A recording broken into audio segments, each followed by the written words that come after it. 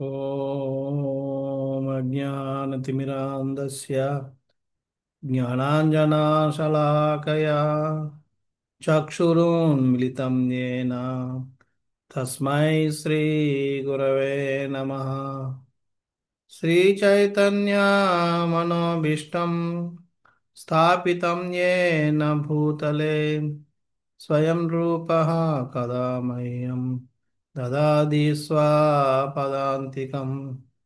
వందేహం శ్రీగురో శ్రీయుతాపదకమలం శ్రీగురుం వైష్ణవాంశ్చ శ్రీరూపం సాగ్రజాతాం సహగణా రఘునాథాన్వితం తం సజీవం సాద్వైతం సావధూతం పరిజనా సహితం కృష్ణ చైతన్యదేవం శ్రీరాధా కృష్ణపదాం సహగణా లలితా శ్రీ విశాఖాన్వితాంశ్చ హే కృష్ణ కరుణా సింధు దీనబంధో జగత్పతే గోపేశ గోపికా కాంత రాధాకాంత నమోస్తుతే తప్త కాంచన గౌరాంగీ రాధే వృందావనేశ్వరి వృషభానుసుతే దేవి ప్రణమామి హరిప్రియే నమో విష్ణుపాదాయ కృష్ణప్రేష్టాయ భూతలే శ్రీమతే భక్తివేదాంత స్వామిన్ ఇతి నామినే నమస్తే సరస్వతే దేవే గౌరవాణి ప్రచారిణే నిర్విశేష శూన్యవాది పాశ్చాత్య దేశతారిణే వాంఛాకల్పతరుభ్యశ్చ కృపా సింధుభ్య ఏవ చ పతితానాం పావనేభ్యో వైష్ణవేభ్యో నమో నమః। జై శ్రీ కృష్ణ చైతన్య ప్రభు నిత్యానంద శ్రీ అద్వైత గదాధర శ్రీవాసది గౌర భక్తవృంద హరే కృష్ణ హరే కృష్ణ కృష్ణ కృష్ణ హరే హరే హరే రామ హరే రామ రామ రామ హరే హరే హరే కృష్ణ।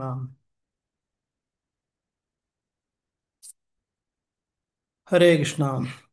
ఆ, మీ అందరికీ వీణులందు కార్యక్రమంలో ఉమ్, ఉత్తమ శ్లోక వార్త అనే దీంట్లో మన కృష్ణ లీలలు మనం చర్చించుకుంటున్నాం। లాస్ట్ ఇయర్ కాకుండా అంతకుముందు ఇది ముందు సంవత్సరం మనం కొన్ని లీలలు మనం చర్చించాం। అందులో మనం కృష్ణుడు రుక్మిణీదేవిని అపహరించడం అంతవరకు మనం చర్చించాం। కృష్ణ రుక్మిణీదేవి దాని తర్వాత నుంచి మనం ఇప్పుడు చర్చిద్దాం తర్వాత లీలలన్నీ। కృష్ణుడు రుక్మిణీదేవిని అపహరించుకొని ద్వారకాకు తీసుకెళ్ళాడు। ద్వారకాలో వివాహం ఎంతో ఘనంగా జరిగింది, అంగరంగ వైభవంగా జరిగింది। అందరూ కూడా రుక్మిణీదేవి యొక్క అందాన్ని చూసి వాళ్ళందరూ కూడా ఎంతో ఆశ్చర్యపోయారు। ఈమె నిజంగా రుక్మిణీదేవి ఈ కృష్ణుడి తగిన భార్య అని చూసిన ప్రతి ఒక్కరు కూడా అలాగ అనుకోవడం మొదలుపెట్టారు। కొంతమంది అనుకున్నారు కృష్ణుడు ఎంత అదృష్టవంతుడో ఇటువంటి ఆయన పొందాడు అని అన్న స్థితిలో కూడా కొంతమంది ఆలోచించారు। సో ఆ విధంగా అంటే దాన్ని బట్టి రుక్మిణీదేవి యొక్క ఆ, గొప్పతనం మనం అర్థం చేసుకోవచ్చు। కొంతమంది అనుకున్నారు ఎంత ఎంత ఎంత తపస్సు చేసి ఉంటుందో కృష్ణుడికి భార్య అయిందని చెప్పి కొంతమంది అనుకున్నారు। ఈ విధంగా రకరకాల అందరూ అనుకుని అందరూ కూడా రుక్మిణీదేవిని గౌరవించడం అభిమానించడం అభినందించడం అనేది చేశారు। ఆ విధంగా అందరూ ఆనందించి తర్వాత ఎంతో ఘనంగా మరి వివాహం జరిగింది। జరిగిన తర్వాత కొన్ని రోజులకి రుక్మిణీదేవికి గర్భవతి అయి ఒక మగ పిల్లవాడిని ప్రసవించింది। ఆ పిల్లవాడికి పేరు పెట్టారు ప్రద్యుమ్నుడు। అయితే సంబరుడు అనే ఒక రాక్షసుడు ఉంటాడు. ఆ రాక్షసుడికి ప్రద్యుమ్నుడి చేతిలో మరణం ఉందని ఉన్- మరణం ఉంది. అంటే ఎవరైతే కృష్ణుడికి పుడతాడో, కృష్ణుడికి పుట్టిన కొడుకు యొక్క మొదటి పుత్రుని యొక్క చేతిలో సంబరుడు చనిపోతాడని చెప్పి ఒక ఇది ఉందన్నమాట. అది సంబరుడికి తెలుసు కాబట్టి సంబరుడు వెంటనే ఏం చేశాడంటే, రుక్మిణీదేవి ఒక ఇంటిలోకి వచ్చి ఒక స్త్రీ వేషంలో వస్తాడు. స్త్రీ వేషంలో వచ్చి రుక్మిణి యొక్క అంతఃపురంలో ప్రవేశించి ఆ పిల్లవాడిని ఎత్తుకుని తీసుకెళ్లి కిడ్నాప్ చేసేస్తాడు. చేసుకుని బయటికి వెళ్ళిపోతాడు. వెళ్ళిపోయి వెళ్ళడమే ఆయన ఎటు వెళ్ళకుండా చిన్నగా తీసుకెళ్లి సముద్రంలోకి విసిరేస్తాడు చిన్నపిల్లవాడిని. అయితే ఇక్కడ మనకు చెప్తారు, రాకే కృష్ణ మారేఖే, మారే కృష్ణ రాకేఖే. అంటే రాఖే కృష్ణ, రాఖే అంటే రక్షించు. కానీ కృష్ణుడిని రక్షించాలనుకుంటే మారేఖే. కే అంటే ఎవరు, ఎవరు కృష్ణుని చంపగలరు. మారే కృష్ణ రాఖే. అక్కడ ఒకవేళ కృష్ణుడే చంపాలనుకుంటే ఎవరు రక్షించగలరు. సో అదే విధంగా ఇక్కడ భగవంతుడే రక్షించాలనుకున్నప్పుడు ఎవరు చంపగలరు. దానికి అనుగుణంగానే ప్రద్యుమ్ని సముద్రంలో విసిరినప్పటికి కూడా ప్రద్యుమ్ని చనిపోవడం కృష్ణుడి కృప వల్ల. ఇలా విసరడమే ఆయన్ని ఆ పిల్లవాడిని ఒక పెద్ద చేప మింగేస్తుంది. మింగి తన గర్భంలో పెట్టుకుంటాడు. చూడండి, అంత అయినా సరే చనిపోవడం. ఎందుకంటే కృష్ణుడు తలుచుకుంటే ఎవరు ఏం చేయలేరు. మనకు కూడా కొన్నిసార్లు ఇక్కడ వార్తల్లో చదువుతూ ఉంటాం. కొన్నిసార్లు ఆ, భూకంపాలు వస్తాయి. ఆ శిథిలాల మధ్యలో కొంతమంది ఉండిపోతారు. 30 రోజుల తర్వాత ఉండిపోయిన అంటారు. ఆ, నేను ఒకసారి విన్నాను ఎప్పుడో. ఒక సంవత్సరం అమ్మాయి 4 రోజుల పాటు తిండి తిప్పలు లేకుండా ఏడుస్తూ అలాగే ఉండి బతికిపోయింది. కానీ వాళ్ళ ఇంట్లో వాళ్ళందరూ చనిపోయారు అసలు శిథిలాల మధ్యలో. సో అలాగా మనకు తెలుసు రీసెంట్గా ఏదో అది ఆ ప్లేన్ ఏంటి, లండన్కి వెళ్ళే ప్లేన్, ఎయిర్ ఇండియా ప్లేన్ వెళ్ళి పడిపోయింది, గుద్దింది. అందరూ చనిపోయారు. ఒక ఆయన మాత్రం ఒక దెబ్బ కూడా తగలకుండా బయటకు వచ్చాడు. అంచేత కృష్ణుడు బతికించాలనుకుంటే ఎవరు చంపలేరు. అంచేత ప్రద్యుమ్న కూడా ఈ విధంగా ఇక్కడ ఉం, చనిపోకుండా ఆ చేప దాంట్లో ఉన్నాడు. తర్వాత ఒక జాలరవాడు ఆ చేపని పట్టుకుని తీసుకొస్తాడు. తీసుకొచ్చి మళ్ళీ ఎక్కడ తీసుకొస్తాడు, తీసుకొచ్చి మళ్ళీ సంబడికి అమ్ముతాడు. సంబరుడు అది తీసుకొచ్చి తన కిచెన్లో వేస్తాడు. ఇచ్చి దీనికి మంచి వంటకం మంచిగా వండి నాకు నా సాయంత్రం భోజనం పెట్టండి చెప్పి చెప్పేసి వెళ్ళిపోతాడు. అయితే వాళ్ళందరూ అందులో ఒక కుక్క ఉంటుంది, వంట మనిషి. ఆమె పేరు మాయావతి. ఆమె ఎవరు కాదు, ఆమె సాక్షాత్తు మన్మధుడు, రతిదేవుడు, మన్మధుల యొక్క భార్య రతి ఆమె పేరు. ఆమె మన్మధుడు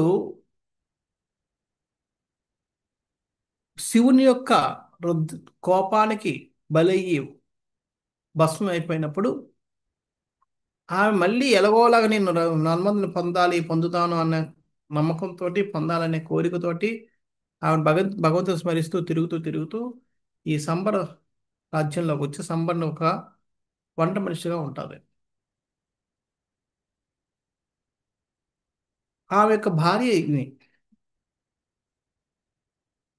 యాక్చువల్గా చెప్తారు, భాగవతంలో వర్ణన వస్తుంది, మన్మధుడు ఎవరో కాదు ప్రద్యుమ్నుని యొక్క అంశం.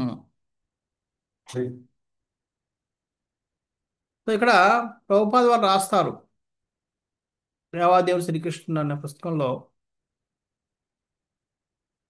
మన్మధుడు ప్రద్యుమ్న యొక్క అంశం అయినప్పటికీ కూడా ఆ మన్మధుడు ప్రద్యుమ్న ఒక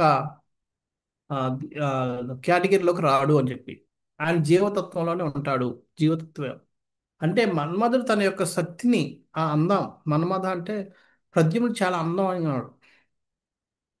తన అందాన్ని ఒక జీవుల్లో ప్రద్యుమ్ను పెట్టడం ద్వారా మన్మధుడు అయ్యాడు. అందుకనే జీవుడు జీవతత్వం.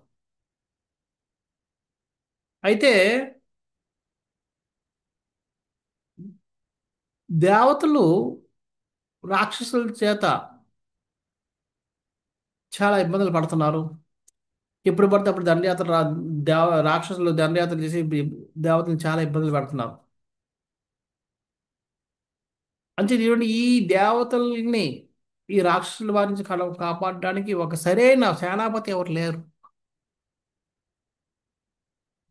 దానికోసం వాళ్ళు వెతుకుతుంటే అక్కడ లాస్ట్కి ఏం తెలుస్తుందంటే, ఎవరైతే పార్వతి గిరిజ, యూనో హిమాలయ యొక్క పుత్రిక గిరిజ, ఆ, గిరిజ అంటే పార్వతి శివుడికి పుట్టిన పుత్రుడు ఒక్కడే దేవతల్ని రాక్షసుల బారి నుంచి రక్షించగలిగే సమర్థవంతమైన సైన్యాధిపతి అవ్వగలడు అని చెప్పి తెలుస్తుంది. తెలిస్తే గిరిజ ఎవరు కాదు, సతీదేవి మళ్ళీ గిరిజ రూపంలో హిమాలయ పుత్రికగా పుడతాది. పుట్టి ఆమె తపస్సు చేస్తూ ఉంటుంది శివుడిని వివాహం ఆడాలని చెప్పి. అయితే దేవతలు కూడా అదే కావాలి. దేవతలు కూడా వాళ్ళిద్దరి వివాహం జరగాలి. సో అందుకని దేవతలు ఏం చేస్తారు అంటే శివుణ్ణి రకరకాలుగా ప్రార్థిస్తూ ఉంటారు.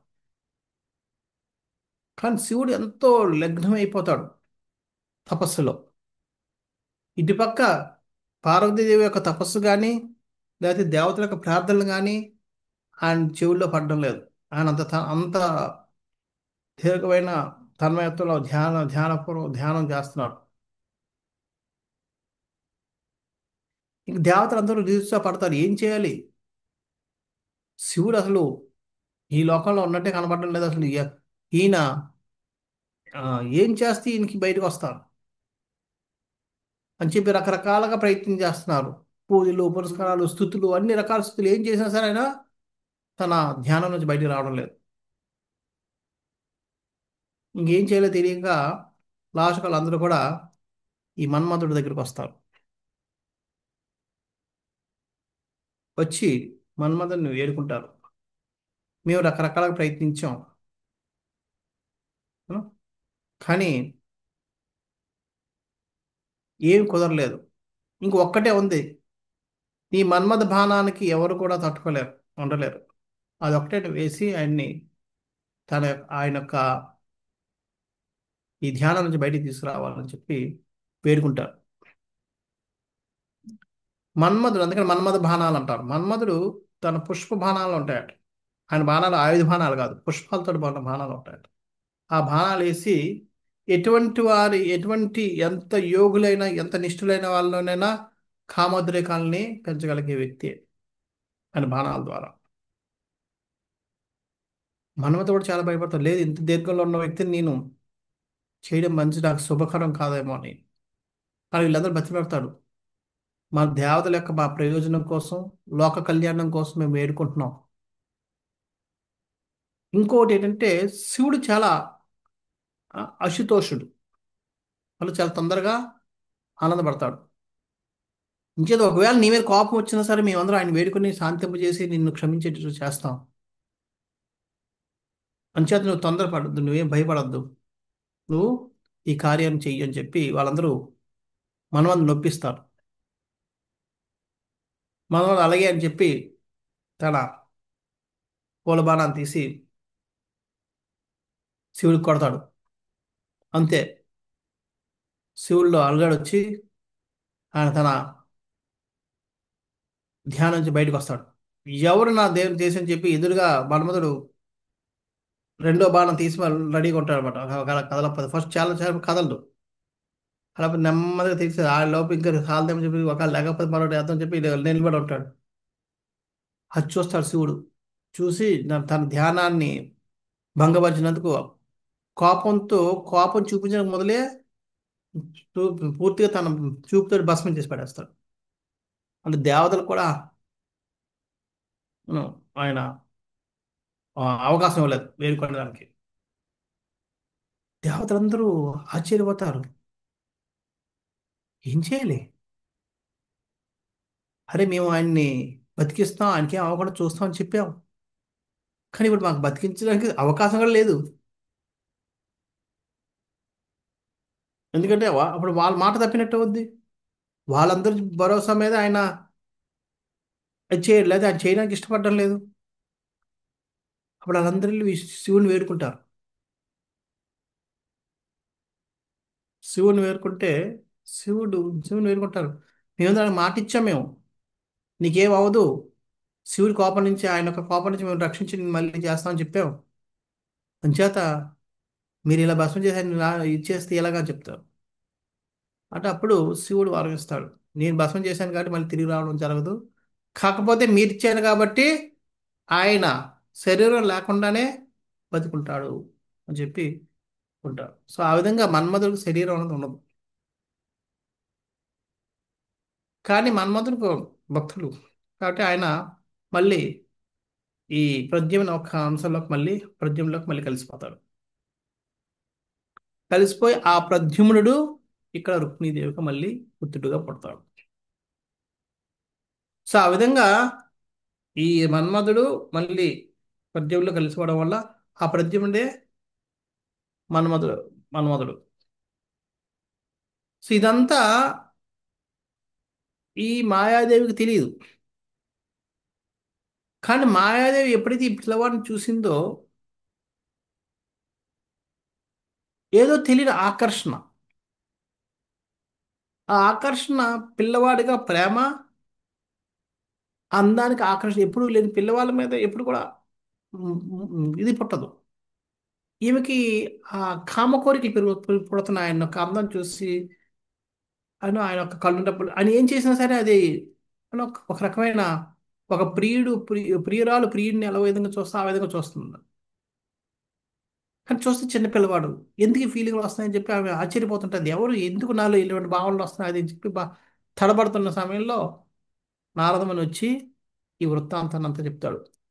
ఈయన ఎవరు కాదు, నీ క్రితం జన్మలో ఆయన మన్మధుడే ప్రద్యుమ్నుడిగా పుట్టాడు. ఈ మన్మధుడు ఆ భస్మం అయిన తర్వాత మళ్ళీ ఆ అంశం తన ఆ ప్రద్యుమ్న నుంచి వచ్చిన అంశం మళ్ళీ ప్రద్యుమ్న కలిసిపోయింది. ఆ ప్రద్యుమ్నుడు ఇప్పుడు మళ్ళీ పుట్టాడు కాబట్టి ఈయన ఎవరు కాదు, నీకు నీ భర్తే, అందుకే నువ్వు ఆకర్షితురాలు అవుతున్నావు అని చెప్పి చెప్తాడు. ఇలాగ రుక్మిణీదేవి నుంచి ఈయన 10 రోజులు బిడ్డ కూడా కాదు, 10 రోజులు కూడా అవ్వలేదు. దానికి ముందే సంబరుడు వచ్చి ఆయన్ని కిడ్నాప్ చేసి సముద్రంలో పడేశాడు. ఆ సముద్రంలో పడేసిన తర్వాత ఆ కుర్రవాడిని ఒక చేప మింగింది. ఆ చేప తీసుకొచ్చి మళ్ళీ వండడానికి మీ మీ దగ్గరకు వచ్చింది అని చెప్పి ఎప్పుడైతే తెలిసిందో తన భర్త అని తెలియగానే ఇంకా ఆయనకి ఇంకా ఎలాగైనా ఈ పిల్లవాడిని నేను సంరక్షించుకుంటానని చెప్పి ఇంటికి తీసుకెళ్ళిపోయి ఆయన బాగా మంచిగా చూసుకోవడం పెంచుకోవడం అన్ని చేస్తుంది. అతి త్వరలో ఆ పిల్లవాడు దినదిన వృద్ధి చెంది పెద్ద యవనవంతుడయ్యాడు. యవనవంతుడు అయినప్పుడు ఆయన యొక్క అందాన్ని చూసి ఈమె విచిత్రంగా ప్రవర్తించడం మొదలు పెడుతుంది. ఒక ప్రియుడితో ప్రియురాలు ఎలాగైతే వ్యవహరిస్తో అలా విధంగా వ్యవహరించడం, ఆ విధంగా చూడడం, ఆవిడ కొంటి చూపులు, ఎన్నో కొంటి చేష్టలు ఇవన్నీ చేస్తుంటే ప్రద్యుమ్నుడికి అర్థం అవడం లేదు. ఇదేంటిది తల్లి లాంటిది, నన్ను పెంచి పోషించింది, వీళ్ళు వ్యవహరించడం ఏంటి నాకు నచ్చలేదని చెప్పి ఒక రోజు ఆవిని నిలదీసి అడుగుతాడు.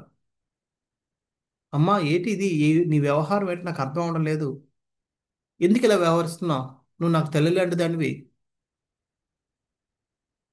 నన్ను పోషించావు,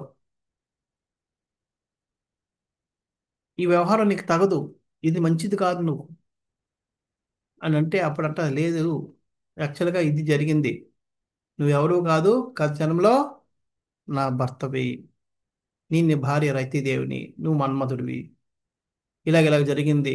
ఈ విధంగా నువ్వు మళ్ళీ ప్రద్యుమ్నులో కలిసిపోయినప్పుడు ప్రద్యుమ్నుడికి నువ్వు రుక్మిణీదేవి యొక్క గర్భం నుంచి పుట్టినావు. నీ వల్ల ఈయనకి సంబడికి మరణం మృత్యు ఉంది కాబట్టి అది తెలుసుకొని ఆయన వెంటనే నేను తీసుకెళ్లి సముద్రంలో పడేశాడు. సో ఈ విధంగా నువ్వు మళ్ళీ ఆ చేప ద్వారా మా దగ్గరకు వచ్చావు. అంచేత నేను నీకు భార్యని అని చెప్తాడు. అంచేత ఇప్పుడు నువ్వు ఏం చేయాలంటే వెంటనే ఈ రాక్షస సంబంధం సంహరించి మళ్ళీ రుక్మిణీదేవి దగ్గరికి వెళ్ళు. ఆమె కురారి పక్షిలాగా ఏడుస్తూ ఉంది ఆమె అంటారు. కురారి పక్షి అంటే అర్థం ఏంటంటే నాకు చాలాసార్లు ఏంటని చెప్పి నేను కూడా గూగుల్ చాలా వెతికాను. ఏంటి అసలు దీని హిస్టరీ ఏంటి, ఎందుకు కురారి పక్షితో పోల్చారు అని చెప్పి. కురారి పక్షి అనేది చేపల పట్టులు చాలా నేర్పరట. అది చిన్న చిన్న చేపలు పట్టదు, తిరుగుతూ ఉంటుంది. ఎన్ని చేపలు తిరిగినా సరే పెద్ద చేప వచ్చేవరకు పెద్ద చేపని కూడా పెద్ద చేపనే పడుతుంది. పట్టడం కాదు, ఒక్కసారి దిగి పట్టాలని నేను అనుకుందంటే దాని ఫెయిల్యూర్ అంటూ ఉండదు. అది దానికి గొప్పతనం. అది మరి ఆమెకి యొక్క నేను చాలాసార్లు చదివాను. భాగవతంలో చాలా చోట్ల ఎవరైనా ఇలాంటి అంటే ఆ, దివ్య పురుషులు ఏడిస్తే వాళ్ళ ఏడుపుని కురారి పక్షి ఏడుపుతోటి పోల్చారు. ఇక్కడ ఇక్కడ ఈరోజు ఇప్పుడు ఎలాగైతే రుక్మిణీదేవి యొక్క బాధని, ఏడుపుని, రోధని కురారి పక్షి రోధతో ఎలాగైతే పోల్చారో అలా చాలా చోట్ల పోలుస్తారు. భగవంతుడు చాలా చోట్ల అది వస్తుంది.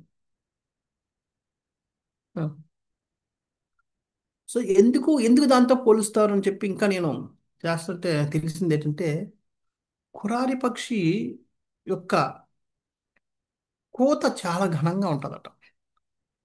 అది ఏడిస్తే దాని ఏడుపు ఎంతో మధురంగా ఉంటుందట. అంటే ఆ కోత చాలా వినసొంపుగా ఉంటుందట. ఒకటో అది కారణం. అంటే అందుకని వాళ్ళు ఏడిస్తే ఒకవేళ అది వాళ్ళు వినసొంపు ఉంటుందా మరి అది మనకు తెలియదు.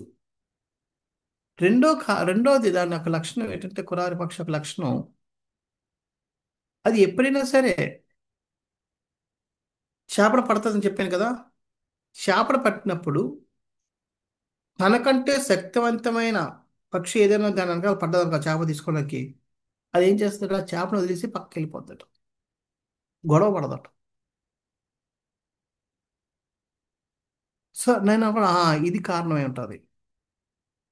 అంటే రుక్మిణీదేవి రోధిస్తున్నప్పటికి కూడా ఆమె ఇతరుల ముందు ఎవరు తనకన్నా పెద్దల ముందు కానీ అది తన యొక్క రోధాన్ని బయట పెట్టకుండా ఏమీ లేనట్టుగా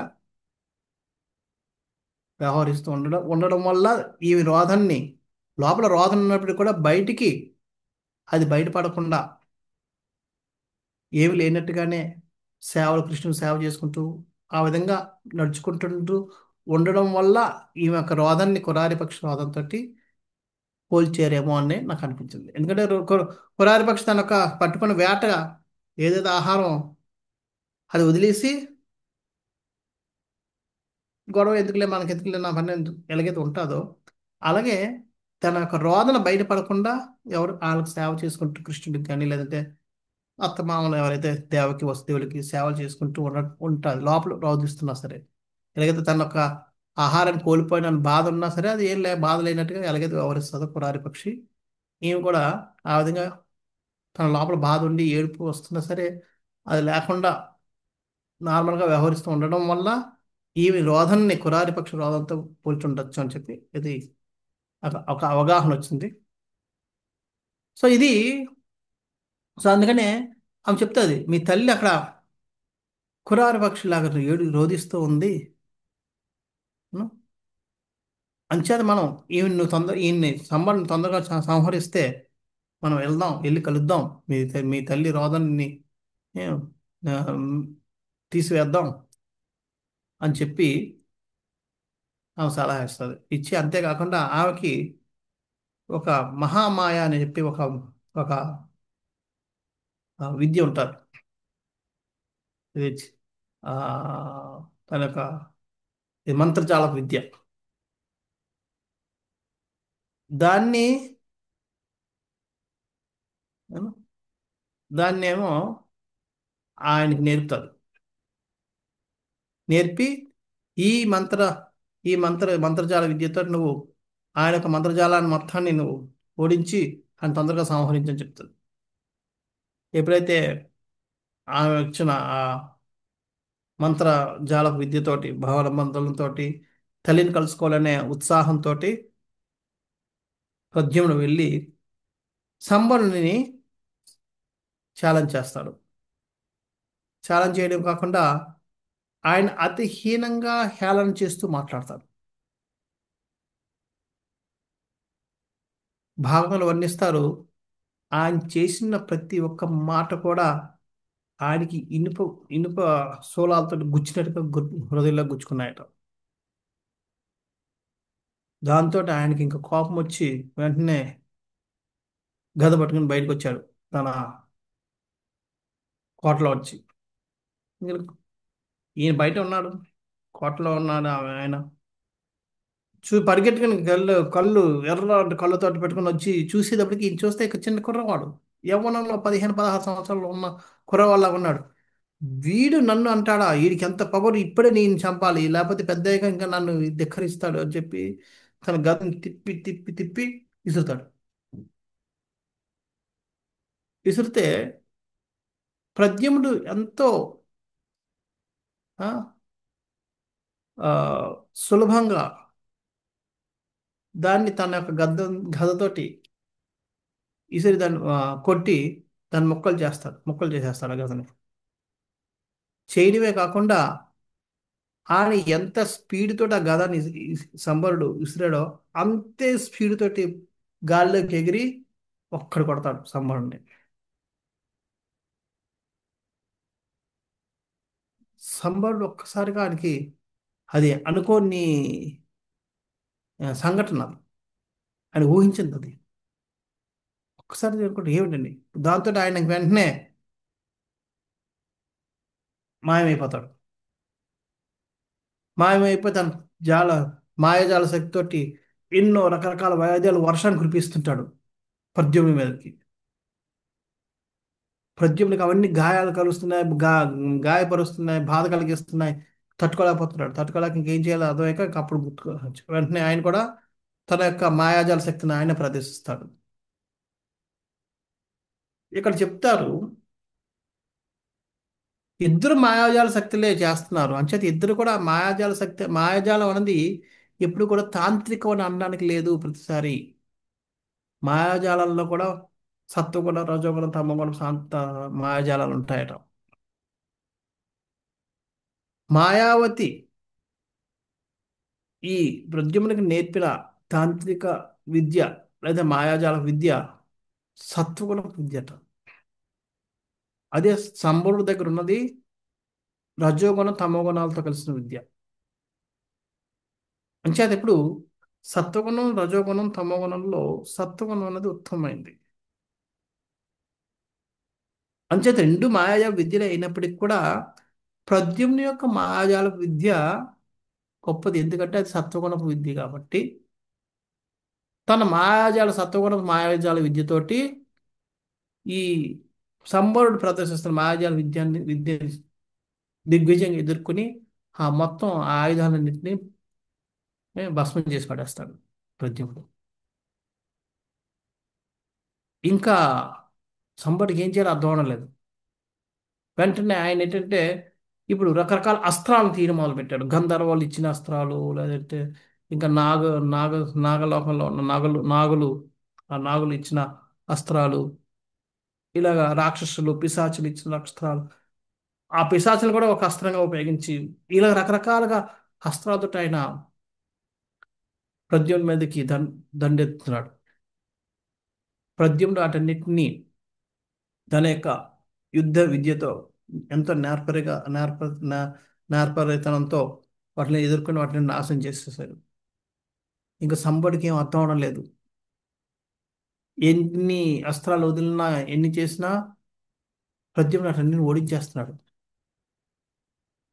ఇంకేం చేయాలో తెలియక ఆలోచిస్తున్న సమయంలో ప్రద్యుమ్నుడు అనుకున్నాడు, ఇదే సరైన విధం, సరైన సమయం అని చెప్పి తన యొక్క ఖడ్గాన్ని తీసి సంబనక శిరస్సుని ఖండించేస్తాడు. వెంటనే దేవతలందరూ కూడా పూలవర్షం కురిపిస్తారు, జై జయకారాలు కడతారు. అందరూ వచ్చి ఆయన పూజిస్తారు. ఇలా జై జయకారాలు ఇలాగ అయ్యో లేవో వెంటనే మాయావతి ఏం చేస్తుందంటే ప్రద్యుమ్ని తీసుకుని గాల్లోకి ఎగిరి తిన్నగా ద్వారకా నగరంకి వెళ్ళిపోతుంది. వెళ్ళిపోవడం కాకుండా అంతఃపురంలోకి వెళ్తారు. ఇద్దరు వెళ్ళి అంతఃపురంలో దిగుతారు. సడన్ గా ఈ ప్రద్యుమ్నుడు ఎలాంటి వాడంటే కృష్ణుడికి ఏ మాత్రం కూడా తగ్గడు. రూపంలో కానీ గుణాల్లో కానీ దేంట్లో కూడా. అంచేత ఆయన రూపం, అందం, గుణాలు అన్నీ కూడా కృష్ణుని పోలికనే ఉన్నాయి. కృష్ణుడిలో ఏ మాత్రం కూడా తక్కువ లేదట. అంచేత ఎప్పుడైతే వీళ్ళిద్దరూ దిగారో, వీళ్ళిద్దరు కాంబినేషన్ ఎలాగుందంటే దట్టమైన మేఘాల మధ్యలో ఈ మెరుపు తాలూకా యూనో మెరుపు ఏ విధంగా ఉంటుందో అలాగా ఈ ప్రద్యుమ్న యొక్క చేతుల్లో ఇలాగ పట్టుకొని ఆ మెరుపు లాంటి ఆమె మాయావతి తెల్లగా కనబడుతుందట ప్రద్యుమ్న యొక్క నీల మేఘశ్యామ వర్ణంలో. అది చూసి అందరూ కూడా కృష్ణుడే వచ్చేదేమనుకొని అక్కడ చెలికత్తలు ఇద్దరు పరిగెట్టారట. ఎందుకని పూర్వం ఎప్పుడు కూడా రాజుల ముందు కానీ వీళ్ళ ముందు కానీ చెలికత్తులు వీళ్ళందరూ కూడా నిలబడేవారు కాదు. నిలబడినా పొంగులకు మోసుకొని నిలబడేవారు. ఎవరో వయసులో పెద్దవాళ్ళు నిలబడేవారు, వాళ్ళు కూడా పొంగులు మూత మూసుకుని మూత వేసుకుని నిలబడేవారు, పొంగులతో తన ముఖాలను కప్పుకుంటూ. పంచాయతీ వీళ్ళందరూ కూడా ఒకసారి కృష్ణుడు వచ్చాడు అనుకుని పరిగెట్టారు. ఎంత పొరలకు పారిపోయి దాక్కున్నారు ఎదురుగా నిలబడకూడదని చెప్పి. ఆ, తర్వాత కొద్ది చూస్తే ఆ కదలికలు ఇవన్నీ కూడా కృష్ణుని కదలికల్లా లేవు. చూసి ఇది కృష్ణుడు కాదు ఏమో అనుకుని కొద్దిగా పరిశీలనగా చూస్తే వాళ్ళకి తెలిసింది ఇది కృష్ణుడు కాదు, కృష్ణుని నడక వేరు, కృష్ణుని వ్యవహారం వేరు, వ్యవహరించే విధానం వేరు, ఇది వేరేగా ఉన్నాయని చెప్పి ఎవరు చూసేటప్పటికి చాలా చాలా కన్ఫర్మ్ అయింది కాదని చెప్పి. అప్పుడు వచ్చి చూశారు, ఎవరు ఈయన ఎవరు అని చెప్పి అడుగుతున్నారు, అనుకుంటున్నారు. ఈ చూస్తూ దూరం నుంచే దగ్గరికి ఇంకా రాకుండా చూస్తున్నారు. ఎవరు ఇలాగా కృష్ణుడు మన స్వామి అయిన కృష్ణుని పోలి ఉన్నాడు. ఉం? ఎక్కడి నుంచి వచ్చాడు, ఎందుకు వచ్చాడు, ఎలాగొచ్చాడు, ఆయనతో పాటు ఉన్న ఈమె ఎవరు, ఈమెకి ఆయనకి ఉన్న సంబంధం ఏమిటి, వీళ్ళిద్దరు ఎక్కడి నుంచి వచ్చారు, ఇలా ఆలోచిస్తున్న సమయంలో రుక్మిణీదేవి వచ్చింది అంతఃపురంలోకి. ఆ వచ్చిన వెంటనే వచ్చి చూడగానే ఈ కృష్ణుని చూడగానే అదే సారీ ప్రద్యుమ్ను చూడగానే కృష్ణుడా పోలి ఉన్నప్పటికి కూడా ఆ మాత్రం ఎటువంటి పొరపాటు లేదు ఆమె వీళ్ళలాగా. ఆమెను ఏదో తెలియని పుత్ర వాత్సల్యం పెరిగిపోయింది. భాగవతంలో వర్ణన వస్తుంది, పుత్ర వాత్సల్యం వల్ల ఆమె యొక్క స్థనాల నుంచి పాలు కారడం మొదలుపడ్డాయట. యాక్చువల్గా ఆ పుత్ర వాత్సల్యం ఎవరికైతే ఉంటుందో వాళ్ళ ఆ తల్లిల్లో పాలు అనేది రావాలి. అందుకే ప్రభుపాద వాళ్ళు అనేవారట పూర్వం, అంటే ఉన్నప్పుడు న్యూ ఉన్నంలో ఫస్ట్ ఫామ్ ప్రాజెక్ట్ వచ్చినప్పుడు ఒక ఆవు ఉండేది, నల్ల ఆవు. దాని పేరు కాళియా అని పేరు పెట్టారు. ప్రభుపాద వారు అప్పుడు ఇచ్చారు. మన ఆవుల్ని ఎంత బాగా చూసుకోవాలంటే ఆ ఆవు ఎవరైతే దాన్ని పాలన చేస్తున్నాడో పోషిస్తున్నాడో వాళ్ళని చూడగానే తన బిడ్డను చూసినట్టుగా చూసి ఆ వాత్సల్యంతో పాలు ఇవ్వడం మొదలు పెట్టాలి అని చెప్పి.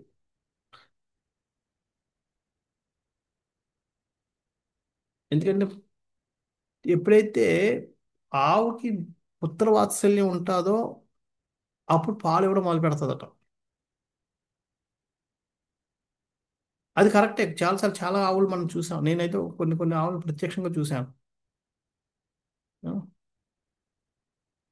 ఆ, విజయవాడలో ఒక ఆవు ఉంది. దాని పేరు బిమల. దానికి ఫస్ట్ సంతానం కలిగినప్పుడు అప్పుడు నేను రెండోది ఉన్నప్పుడు నేను అంత నేను విజయవాడ వదిలేశాను ఫస్ట్లో ఉన్నప్పుడు. దాని పేరు నందు, మగదే. మేము చూసి ఎప్పుడైతే ఆవుల బిడ్డని దాన్ని వదిలినప్పుడు అది పాలు ఇచ్చేది. మేము పాలు తిని దాన్ని పక్క తీసి పాలు తీస్తుంటే కొంచెంసేపటికి వెళ్ళాక పాలు ఆగిపోయేవి. మళ్ళీ దీన్ని పాలు అయిపోయలే అని చెప్పి వదిలేస్తే మళ్ళీ పాలు మొత్తం దాని పొదుగు మళ్ళీ ఇంత పొంగిపోయేది.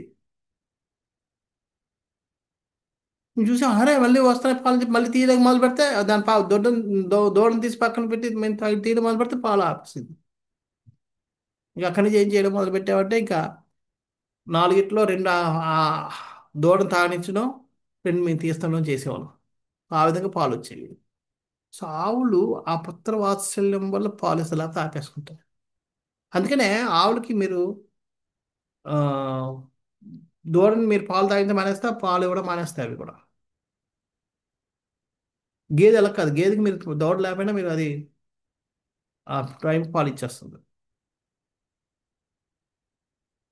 మళ్ళీ ఆవుకి వీరు తన యొక్క బిడ్డ వచ్చి తాగితేనే పాలు మొదలు పెడతాయి. అంతేగాని ఏదో ఒక ఆవుని దూడని తీసుకొచ్చి మనకి తాగిస్తామంటే మళ్ళీ పడదు. కానీ గేదెకి మీరు ఏదో ఏ బిడ్డని తీసుకొచ్చినా తాగేస్తుంది, అది పాలు ఇచ్చేస్తుంది. అంటే గేదెకి మనకి అది బిడ్డ ఉన్నా లేకపోయినా పాలు వస్తాయి, కానీ ఆవుకు అలా రావు. అంచేత ఆ పుత్ర వాత్సల్యం అది. అందుకే ప్రభుపాద గారు అంటారు, ఆ పుత్ర వాత్సల్యం వల్ల రుక్మిణీదేవి యొక్క స్థనానికి కూడా పాలు కారడం మొదలుపెట్టాయి. అయినా సరే ఆమె నేను తనని తను తాను ఆ, అంచుకొని తన యొక్క భావన అంచుకొని అడుగుతుంది, ఎవరు నాయన నువ్వు, ఎవరు కుమారుడివి, ఎక్కడి నుంచి వచ్చావు, ఉం? మా ఇంటికి రావడానికి కారణం ఏమిటి, అది అని చెప్పి అడుగుతుంటారు. అదే సమయంలో కృష్ణుడు కూడా వస్తాడు. కృష్ణుడు తెలియదంటూ ఉండదు, అయినా సరే కృష్ణుడు కూడా ఏం తెలియనట్టుగా అక్కడ ఉంటాడు.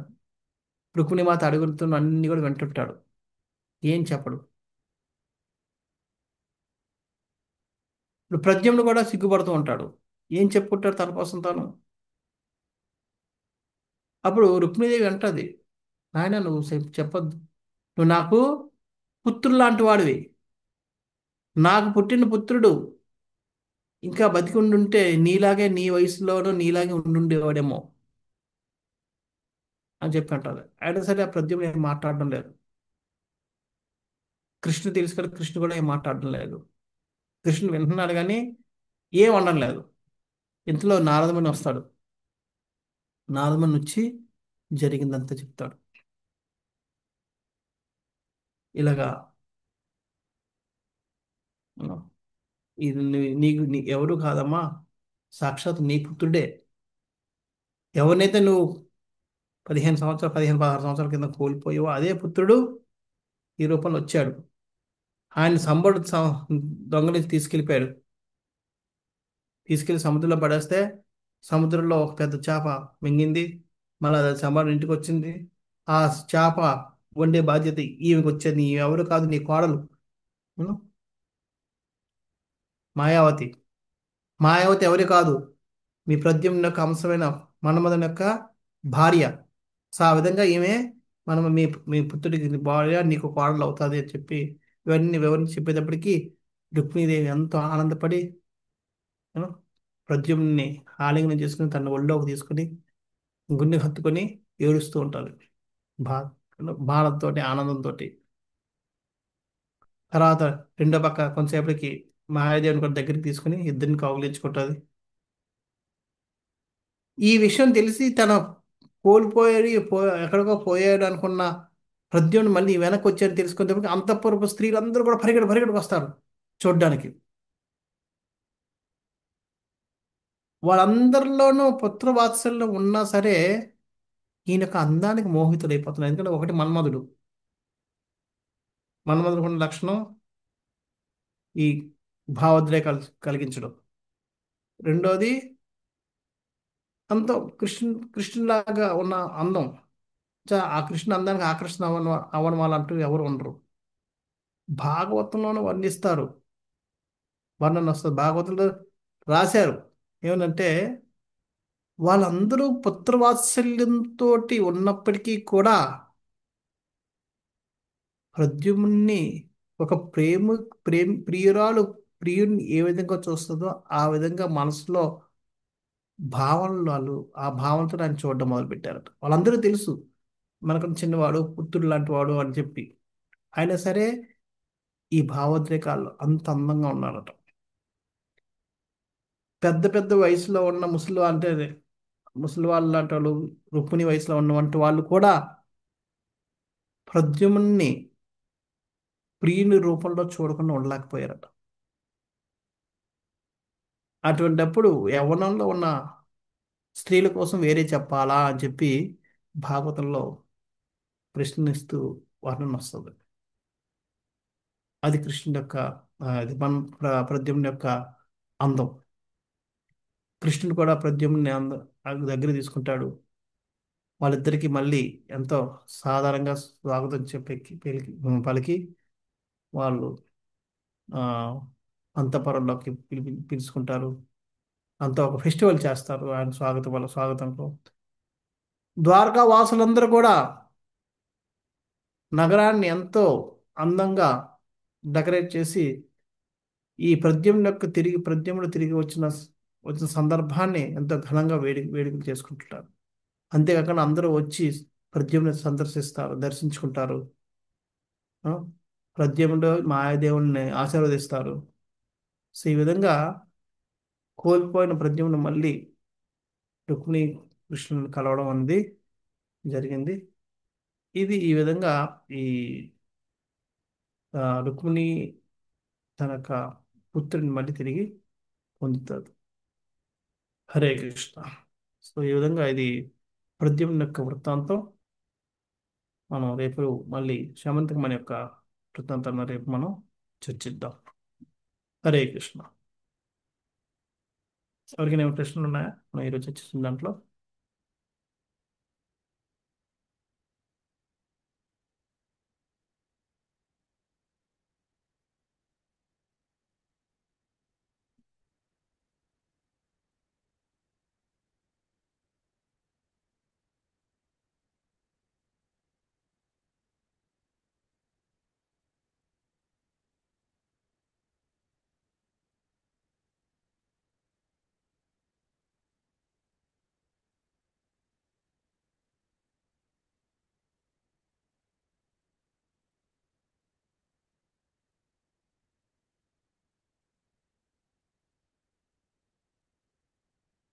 ఎవరికి లేవా ప్రశ్నలు?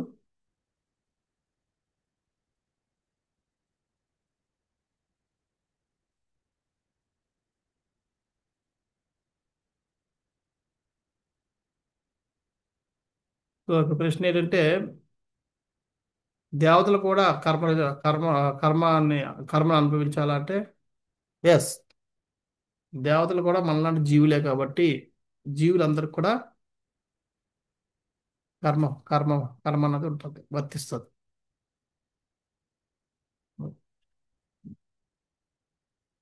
మంచిది, వాళ్ళు కూడా కర్మని తీసుకోవాలి.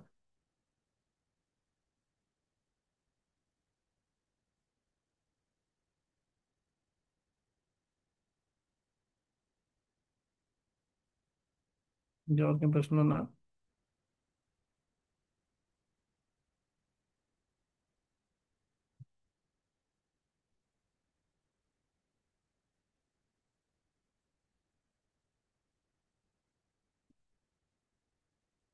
ఓకే, ఇంకెవరికి ప్రశ్నలు రాద్దాం.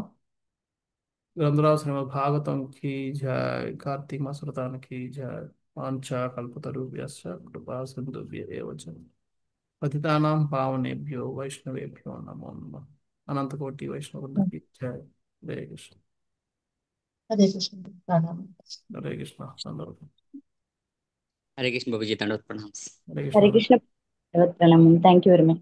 हरे कृष्ण। हरे कृष्णा प्रभु जी, धन्यवाद प्रणाम। धन्यवाद। हरे कृष्ण प्रभु जी धन्यवाद।